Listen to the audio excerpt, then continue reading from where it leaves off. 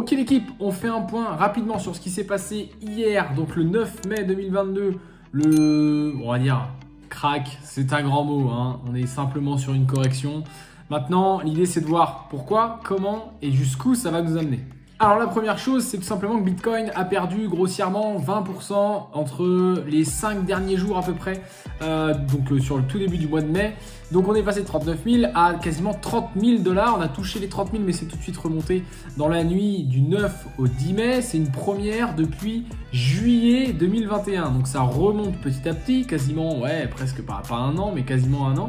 Donc en fait, ça veut dire quoi? C'est un message clair envoyé pour dire on nettoie le marché. Pourquoi? Puisqu'aujourd'hui, il y a forcément une notion d'espoir pour tous les gens qui sont sur le marché crypto. La plupart ne comprennent pas grand-chose ou n'ont pas forcément des connaissances très costauds et donc espèrent en achetant des cryptos, soit du Bitcoin, soit des petites cryptos. Ce qui fait qu'au final, le marché n'est pas simple puisque ce n'est pas des vrais investisseurs, mais ce sont seulement des amateurs, des opportunistes qui viennent sur le marché. Et ça, les gros investisseurs n'aiment pas. Pour remettre dans le contexte, donc début 2021, ça a bien explosé et il y a eu tellement de gens qui sont rentrés depuis que, en fait, tout simplement, ces gens-là, il faut les faire sortir pour les gros, en fait, pour la smart money, pour racheter les parts des petits. Tout simplement pour que la smart money, c'est-à-dire les baleines, les whales, aient encore plus d'actifs quand le jour où ça va vraiment monter, qu'il va y avoir peut-être un supply shock ou autre chose comme ça, du moins une adoption massive, là, à ce moment-là, ils fassent encore plus de gains. Et en fait, c'est cette réflexion-là qui fait qu'aujourd'hui, on a des nettoyages assez régulier. On a encore eu un, celui-là il est quand même assez beau, hein. Il est quand même magnifique pour que ça redescende à 30 000.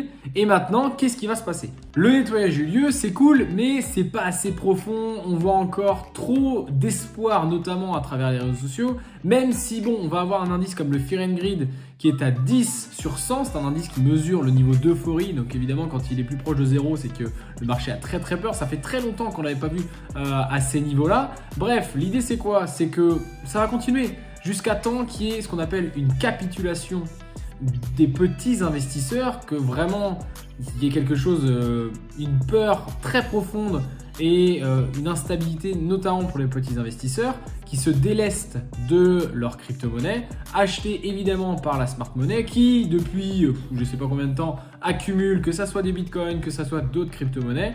Là, il faut savoir qu'il y a eu énormément d'ordres d'achat qui ont été posés autour de 20 000. Donc, que ce soit des petits ou que ce soit des gros investisseurs, hein, d'ailleurs un petit peu dans les deux. L'idée c'est quoi? C'est que tout simplement, si le marché il remonte un petit peu, ces gens-là vont enlever les ordres d'achat et ça va les forcer à buy market, en fait, à acheter tout de suite pour se dire ah ça remonte, il faut absolument que j'achète pour éviter de rater l'opportunité, le fameux FOMO, Fear of Missing Out.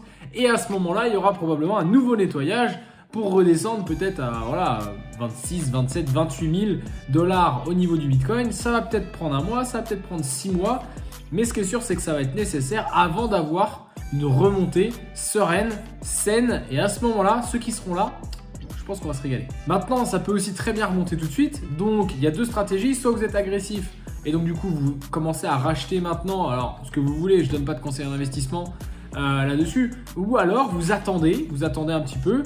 Il y a un adage qui dit, qui est très important, on ne rattrape jamais un couteau qui tombe. Oui, parce que sinon on se fait mal. Et bien là, c'est exactement la même chose. Quand vous voyez une bougie rouge qui tombe vers le sol, et ben on la rattrape pas. On attend tout simplement qu'elle se stabilise avant de potentiellement racheter.